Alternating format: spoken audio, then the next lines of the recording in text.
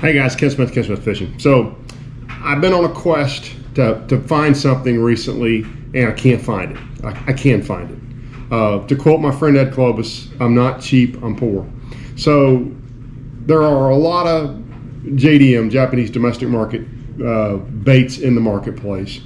And I can't remember, and by the way, I think it's interesting. I think there's either 2 or 3 Japanese anglers fishing Bassmasters, and 2 of them are in the top 6 at the end of the year. And they fish really pressured lakes at home. And there's a really, really good video from Tactical Bass earlier this year where they talk about how fast their bait market advances. You know, the U.S. market, basically, we get baits announced at ICAST every year. And there, it could be multiple times a year you get a bait coming out.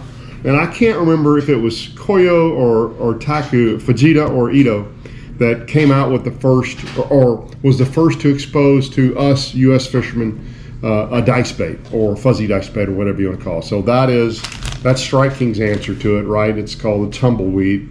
And the first dice baits that we saw in America were, I think, from one of those 2 guys, and of course they were really secretive about it. And if you haven't been in the boat shaking a minnow with somebody that's throwing one of these things, I have, and I'm not ratting him out, but I got my head handed to me. It's one of the few fishing trips I've been out on recently where I didn't film. I could have filmed, but he was just train wrecking me, and for several reasons we didn't film that trip. We'll film some in the near future. But in that Tactical Bassin video, one of the things they talked about was these were the first baits of the U.S., but the bait that started this trend in Japan was this bait. And by the way, it's a bad sign when you're starting to buy fishing baits that are in nicer packaging than things you buy for your wife for your anniversary gift. That is a Hideup Coike, C-O-I-K-E. There's 3 sizes to this. And from my friend who's in the know, this is a 17 millimeter. This is the bait size. The smaller, which I believe is a 13 millimeter, is generally considered to be a smallmouth bait, and the bigger ones generally be considered to be something you don't catch a lot of fish on. But this little thing, I watched him, he would say, throw to that fish, and I'd throw several times. A couple times I had fish trail, a couple times I had fish turn away. He would throw this thing over there and let it fall down onto them, and they would either go up and get it, or they'd immediately pursue it. And he would pump it a few times and they would eat it. And this is some of the most highly pressured scoping fish, I would guess, in America. It's on a little local lake in a busy town that's full of bass fishermen, and he wrecked them on me. So I immediately went on a quest to find one of these, but not this one, because the 2 key colors are either a green pumpkin with blue flake, or a watermelon seed, something in that color. But you can find them. You can find them on eBay. They range from about $89 to about $130 a piece. Now, you can find the full cast, which is the bigger one. I didn't look for the little one, the 13, in that color at a few retailers, just a few retailers. But you can't find this size in any of those.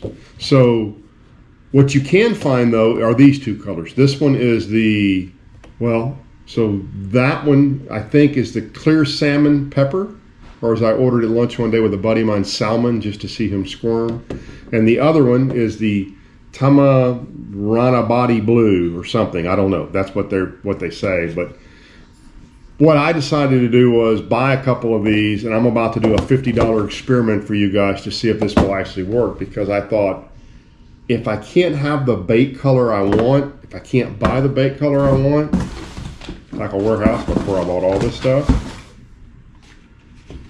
I can buy green pumpkin dip and dye. So now, if you've never, which until 3 days ago when I ordered this, or 4 days ago, if you've never looked, actually on dip and dye, or dip and glow as this called, spike it, whatever you want to call it. It actually says not to be used on stretchy rubber, which I'm assuming is that really highly stretchy stuff that some bait makers make. This is not terribly stretchy, so I'm hoping it'll hold on this.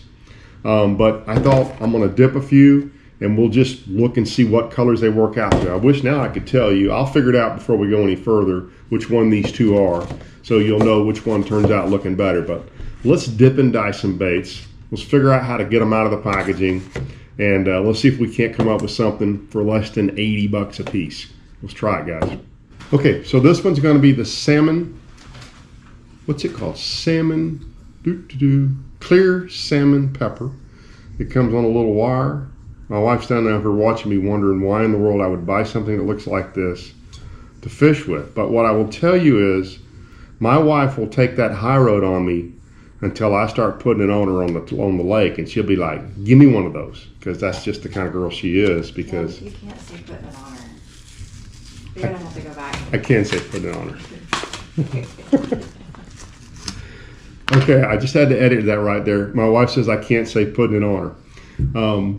So when I start catching fish and she's not, she's also supervising me, because I'm on our nice breakfast table with a bottle of dip and dye and a cup.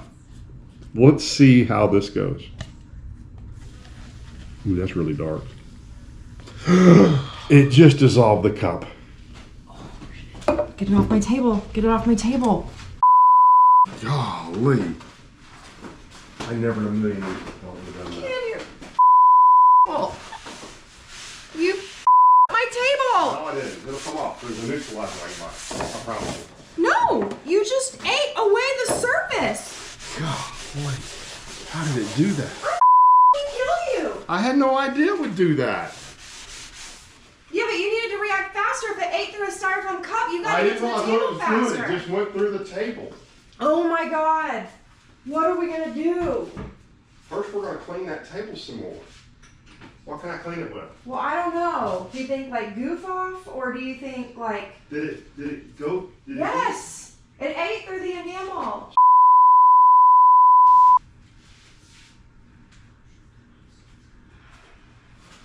Well, spray it with something.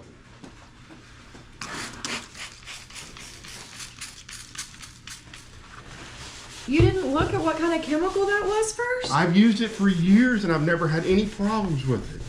It just ruined that table. Me. I mean, it literally ate the off of it. Oh, sorry. Okay, at the onset of this video, I said this was going to be a $50 experiment. It's now about a $1,000 experiment, because I don't know if you guys saw that or not. It literally ate through the styrofoam instantly, which, as Sarah just said, it smells like acetone. I have messed with dip and dye my whole life and have never had any experience, including spilling it on carpet where it went away. But unless this goes away, I can't tell if it stained the if it just stained the table, then it'll get better. If it didn't, then we're gonna have to have table refinished. So this video just got postponed, and we'll do more once I get another bottle of dip and dye and we have glass, and we will do it in the yard, and I gotta get my table fixed. So stay tuned.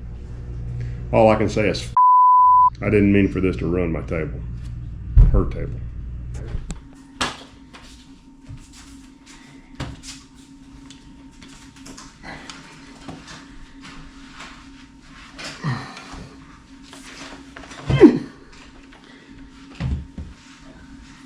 Hey guys, so as you can see, the table's not fixed yet, and most of the bruising has gone down, and I'll get part 2 to this video up, hey buddy, as soon as I can. But Sarah's still a little upset about the table.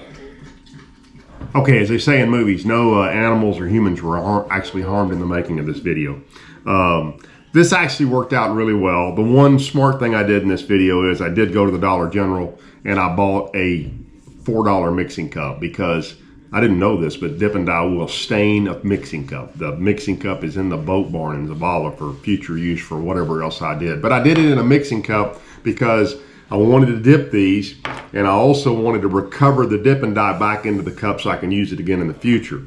One thing I will also tell you is I made a mess on the first one I dipped because I held it. And then I got the dipping dye all over my hand. So the second one, I actually just used my forceps or my clamps and clamped it and dipped it in there and got it really well done. But the colors came out both. So that was the blue, the white with the blue, and that was the other one, which I've already referred to earlier. I don't remember which they were now. But you can see even the one that I fish with now a bunch really held its color nicely. Now I'll also say this is probably 3 weeks since I shot that original video. Heck, it may be longer than that. You can see we still haven't fixed the table.